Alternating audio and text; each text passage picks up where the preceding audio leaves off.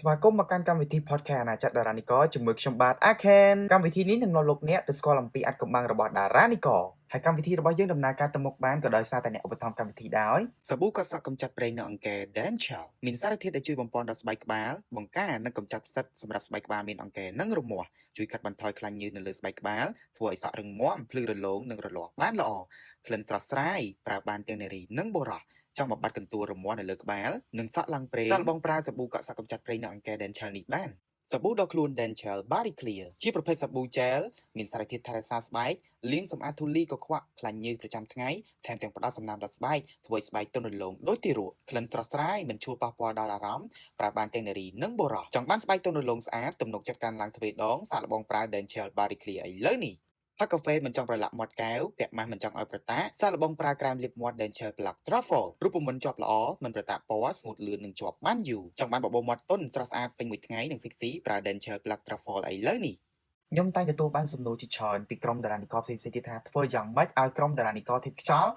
ពួកគាត់មិនងាយអស់ចិត្តពីដៃគូឬមួយក៏យល់ចិត្តរបស់ពួកគាត់ត្រឡប់មកវិញអ្នកទាំងអស់គ្នាចង់យល់ចិត្តក្រុមតារានិករធីបខ្យល់មកវិញអ្នកទាំងអស់គ្នាសួរខ្លួនឯងសិនតែអ្នកទាំងអស់គ្នាធ្វើបានប្រមាណភាគរយពេលដែលខ្ញុំនិយាយប្រាប់អ្នកទាំងអស់គ្នាទ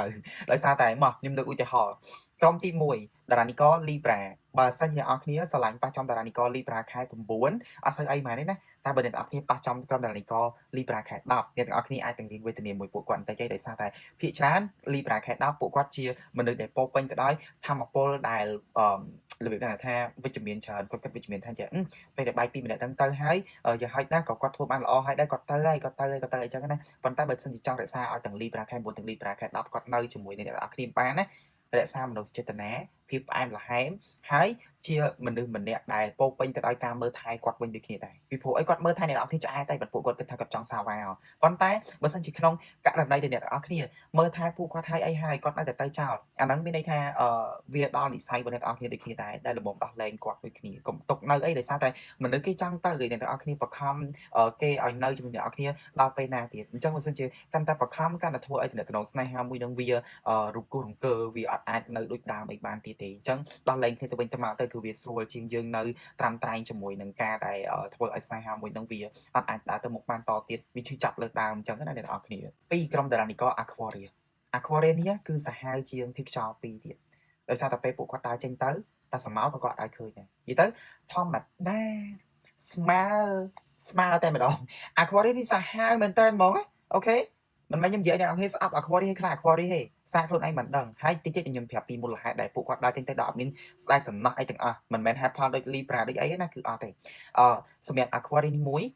ស្រឡាញ់ខ្លាំងបើសិនជាអាចលះបង់ជីវីរបស់គាត់នេះឲ្យអ្នកនរគ្នាបានទៀតគាត់លះបង់អ្នកនរគ្នាប៉ុន្តែស្ថិតនៅក្នុងករណីដែលគាត់ឃើញទង្វើអ្នកទាំងអស់គ្នាគាត់ឲ្យឱកាសអ្នកនរគ្នាតែម្ដងនេះគាត់នឹងដើរចេញដោយគ្មានអីទាំងអស់ឆាតនៅលេងធម្មតា social media ដាក់ relationship នៅដាក់ធម្មតាហើយអ្វីទាំងអស់គឺធម្មតាទាំងអស់អត់មាននិយាយអីច្រើនទេដល់ថ្ងៃដល់ខែប្រែងតិចគ្មានសល់អត់ប្លុកអ្នកទាំងអស់គ្នាទេប៉ុន្តែអ្នកទាំងអស់គ្នាឆាតទៅគាត់ call ទៅគាត់គ្រប់ social media ទាំងអស់បើគាត់លើកអត់លើកទេតែទៅហើយមនុស្សនេះគឺបែបហ្នឹងស្អីក៏ដោយក៏ពួកគាត់អត់ចង់ឲ្យវាថាវាមានភាពអត់ស្មើគ្នាអញ្ចឹងតពេលណាដែលថាមានភាពអត់ស្មើគ្នាម្ដងហើយគាត់តែងតែគិតថាអ្នកទាំងអស់គ្នានឹងបំពេញគាត់ម្ដងហើយម្ដងទៀតជាដរាបហ្មងអញ្ចឹងអតិពលរបស់ពួកគាត់ត្រូវតែមានចេះទៅលើខ្លួនឯងនៅក្នុងកំឡុងពេលហ្នឹងអ្នកទាំងអស់គ្នាចង់ចាក់គាត់ចូលប្រមាណលីត្រទេក៏ពួកគាត់អត់ចូលដែរអូខេស្ដាប់ឲ្យមែនតើណាត្រង់កន្លែងហ្នឹងណាអ្នកណាគេដែលគាត់កំពុងតែមានដៃគូជាតារានិករ Aquaria អីហ្នឹងគឺពួកគាត់ថែរក្សាដៃគូតិចទៅដោយសារតែពួកគាត់នេះបើសិនជាក្បត់ហើយគឺក្បត់បែបសាហាវហ្មងអត់ឲ្យអ្នកទាំងអស់គ្នាដឹងសូម្បីតែដានជើងឬមួយក៏ស្រមោលរបស់ពួកគាត់បន្តិចតែម្ដងកុំតន់អាទៅណាខ្ញុំសុំពេលវេលាសម្រាប់បន្តិចសិនដើម្បីជួបជាមួយនឹងម្ចាស់បន្តកម្មវិធីហើយយើងនឹងត្រឡប់មកវិញយើងស្ដាប់ជេមណាចបន្តទៀតអូខេសាប៊ូកក់សក់កម្ចាត់ប្រេងនៅអង្គែ Dental មានសារធាតុដែលជួយបំពន់ដល់ស្បែកក្បាលបង្ការនិងកម្ចាត់ផ្សិតសម្រាប់ស្បែកក្បាលមានអង្គែនិងរមាស់ជួយកាត់បន្ថយខ្លាញ់ញើសនៅលើស្បែកក្បាលធ្វើឲ្យសក់រឹងមាំភ្លឺរលោងនិងរលាស់បានល្អក្លិនស្រស់ស្រាយប្រើបានទាំងនារីនិងបុរសចង់បំបត្តិកន្ទួលរមាស់នៅលើក្បាលនិងសក់ឡើងព្រេងសាកល្បងប្រើសាប៊ូកក់សក់កម្ចាត់ប្រេងនៅអង្គែ Dental នេះបានសាប៊ូដកខ្លួន Dental Body Clear ជាប្រភេទសាប៊ូ gel មានសារធាតុថែរក្សាស្បែកលាងសម្អាតធូលីកខ្វក់ខ្លាញ់ញើសប្រចាំថ្ងៃថែមទាំងផ្ដល់សំណើមដល់ស្បែកធ្វើឲ្យស្បែកទន់រលោងដូចទារកក្លិនស្រស់ស្រាយមិនឈួលប៉ះពាល់ដល់អារម្មណ៍ប្រើបានទាំងនារីនិងបុរសចង់បានស្បែកទន់រលោងស្អាតទំនុកចិត្តកាន់ឡើងទ្វេដងសាកល្បងប្រើ Dental Body Clear ឥឡូវនេះ ផឹកកាហ្វេមិនចង់ប្រឡាក់មាត់កែវពាក់ម៉ាស់មិនចង់ឲ្យប្រតាក់សាកល្បងប្រើក្រែមលាបមាត់ Denture Plug Truffle រូបមន្តជាប់ល្អមិនប្រតាក់ពណ៌ស្ងួតលឿននិងជាប់បានយូរចង់បានបបោមាត់ទន់ស្រស់ស្អាតពេញមួយថ្ងៃនិងសិកស៊ីប្រើ Denture Plug Truffle ឥឡូវនេះ3 Gemini សម្រាប់ក្រុមតារានិករ Gemini នេះគឺអត់មានអីដែលយើងត្រូវពិបាកមើលអ្នកទាំងអស់គ្នាភាគច្រើនអារម្មណ៍របស់ពួកគាត់ចិត្តគំនិតរបស់ពួកគាត់គឺនៅពេលដែលស្រឡាញ់អ្នកណាគេម្នាក់ចឹងគឺគាត់ឲ្យហើយតែនៅពេលដែលគាត់យកមកវិញអ្នកទាំងអស់គ្នាគឺគាត់យកម្ដងបន្តិចម្ដងបន្តិចម្ដងបន្តិចម្ដងបន្តិចម្ដងបន្តិចអត់ឲ្យអ្នកទាំងអស់គ្នាដឹងដូចគ្នាដែរប៉ុន្តែគាត់មិនសាហាវដូចអាខ្វទេគាត់នៅ